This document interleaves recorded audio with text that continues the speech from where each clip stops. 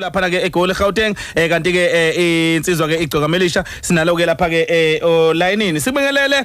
weyinsizwa sanibonani bafowethu. Yebo kunjani mfowethu? Sikhona kuhamba kahle? Hayi siyaphila singazwa nini? Awuzweka abanye bethu awuveke cha uqonde kwaze kwatsheka asibingelele igcokamelisha mfowethu. Yanokatela bazingiyel benyamazana ezonyosa ithinto awungiyangiphisa ithinto shila temele ungathi isikhathi naso ke kodwa.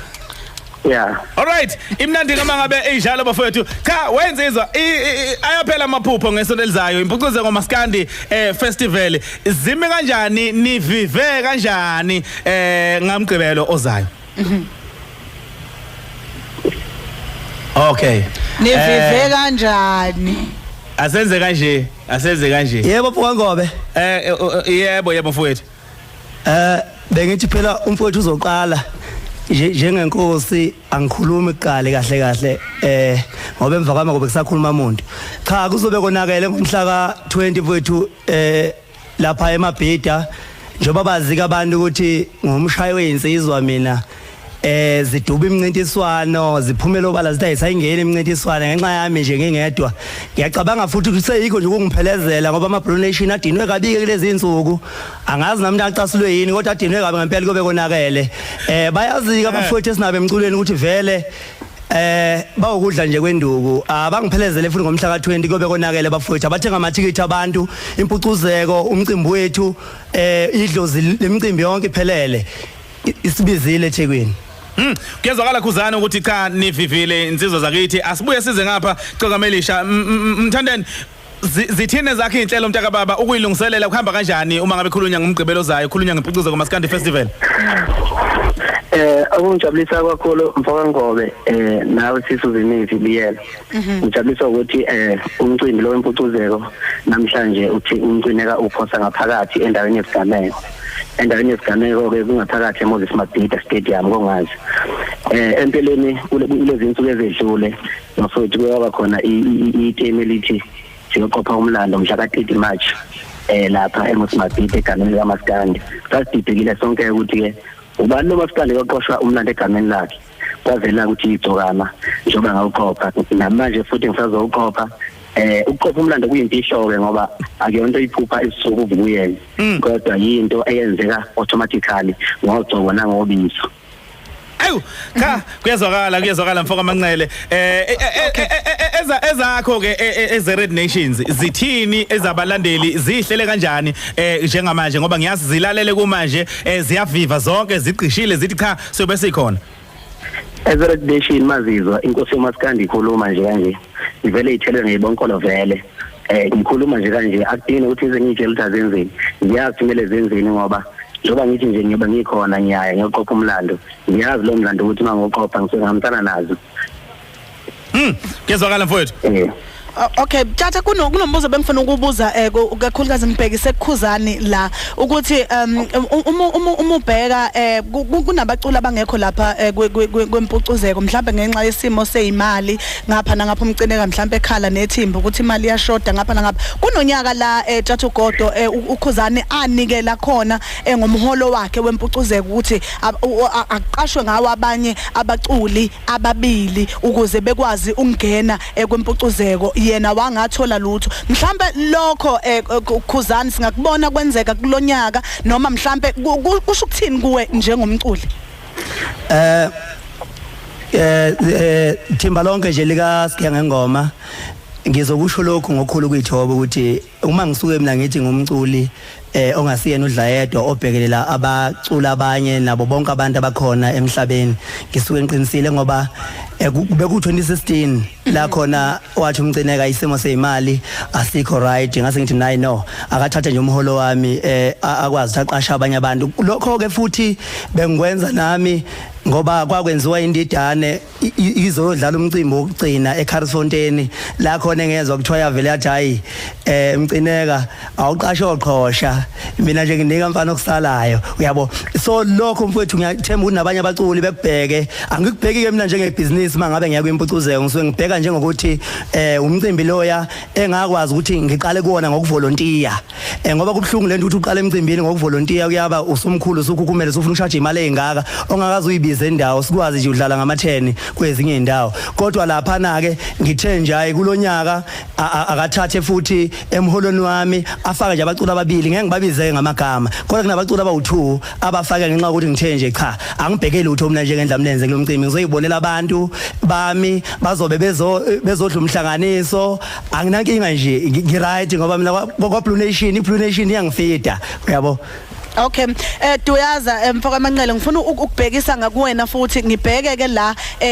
ohlangothini lokuthi abantu ama Red Nation azobe phelele wonke ekhona lapha ziphelele nezinye inhlaka khona le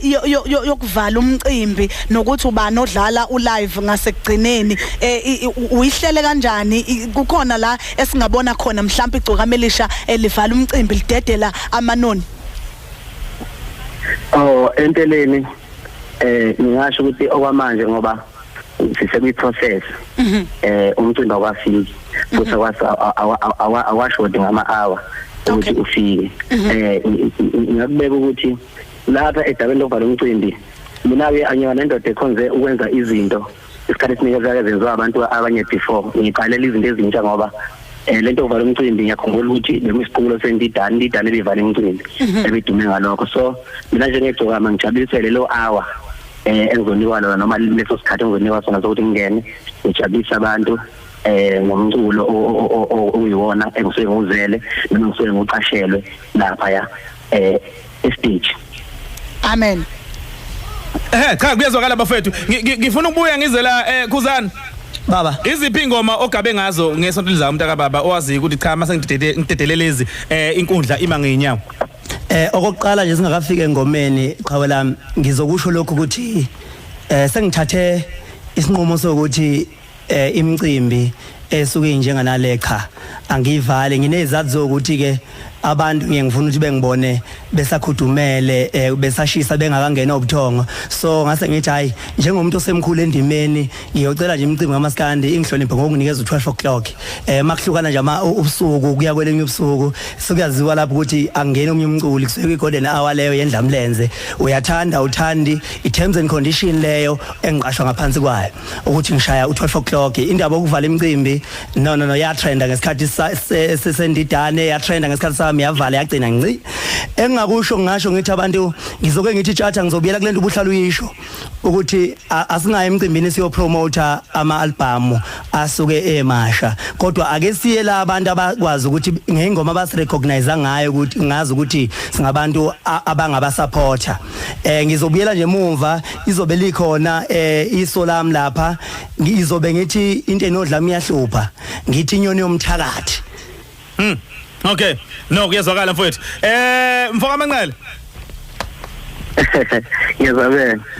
ugabe ngaziphi wena ngesonto elizayo wazithi uma usuyishaya lezi abantu bawusukuma bame ngeinyawo.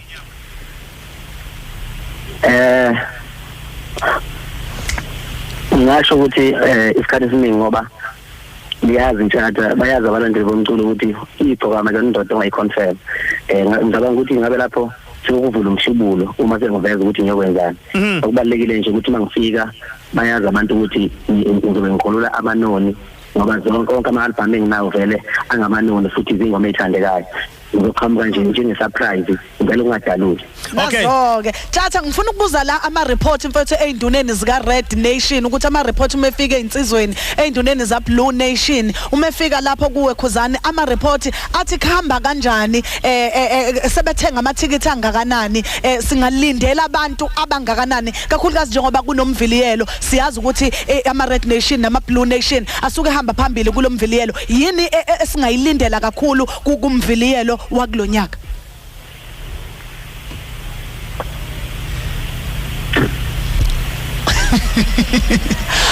Manqele khuluma noManqele umzwile ngiyasabela ngizwe kahle impela makhuluma cha empeleni ayazi ama-Red Nation lezi insuku ngishutha i-DVD so ngicabanga ukuthi ke konke lokho ngomumo induna ivivile abantu bazophuma ngomningi bavele lobe sigcwele lapha ngoba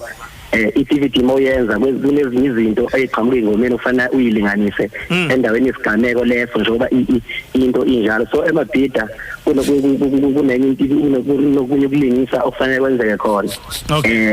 so ngaba ukuthi vele nje okama recognition aphela ngekho uzobe ngekho nanokuthi ke vele kufanele bevele kwi-DVD yawo bayakwazi makhuthazeke mfowethu ngomningi babo zonke ezika red ukuthi ziphelele zithenga amathikithi zibe khona ngezayo impela zathengela amathikithi ziyathenga ke leza ka red ngoba nasempahleni ayinqeni ziyathenga nje vele ukuthengayo ayikhuzuli ibambe ngakho mangabe kunjalo Khuzani mfowethu siyavala mntaka baba khuthaze zakho ukuthi zithenga amathikithi ngomningi bazo ngicela nje ukudlulisa lo mlayezo before ngikhuthaze zami ukuthi wonke ama donation ngicela abefike lapha bephethe ama 20 rand asijwayeleke thina izinto zamahala nejumbane nje ama donation awayithathi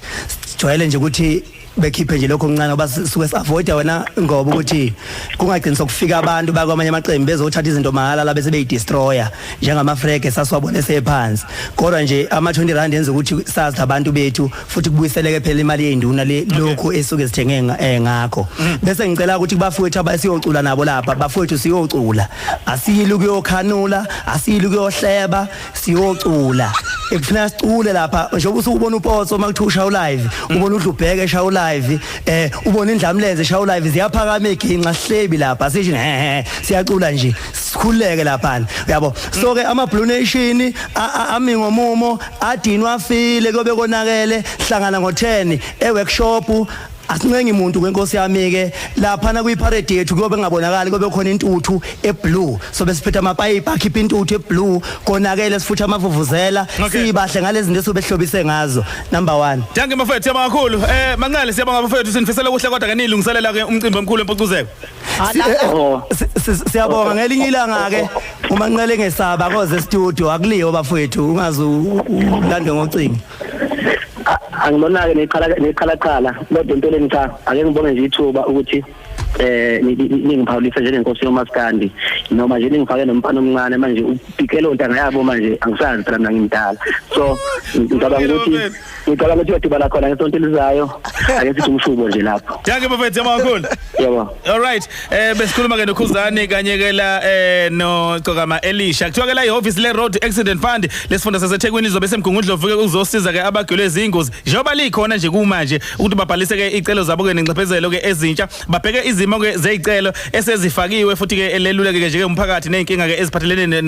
nabameli kuzophendula ke nemibuzo yomphakathi ujikelele phatha komazisi wakho umbiko ke ngengozi ke kanye ke nama record asesibhedlela uye ke ehholo lasedolobheni lasemgungundlovu umgqibelo ngomhla ka13 kuNtulikazi uJuly khona namhlanje kusola nje ngo8 ekseni kuze kushaya ihora lesine ntambama kulula nje ke faka isicelo ke sesinxephezelo lapha kwa RAF ngo bashayele ku 0860 235523 road accident fund siyanakekela Mjostan hayi mfowethu ngiyabonga kakhulu mfowethu amaqhawe lawa esiwathandayo lawa aqeda kuphuma manje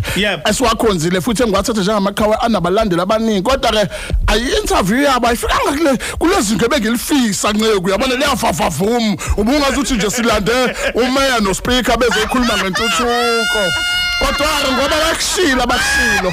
kulungile bengithi baza ngiphiva bengithi nje manje ngathi infrastructure ituthuko kuthiwa siyohlabisoyi akhuluma umeya akhuluma uspeaker hayi ngeke ngelinye ilanga oncenga bangiphi interview ngempela ephilayo hayi mjoke siyabonga mfowethu asithembisa umlaleli ke Tjathu Godwa ukuthi ke na kanjani ngeviki leli elizayo sobe sisakaza bukhoma lapha na ke eMoses Mabhida abafika abantu bezosibona impucuzeko sobe nje sishaya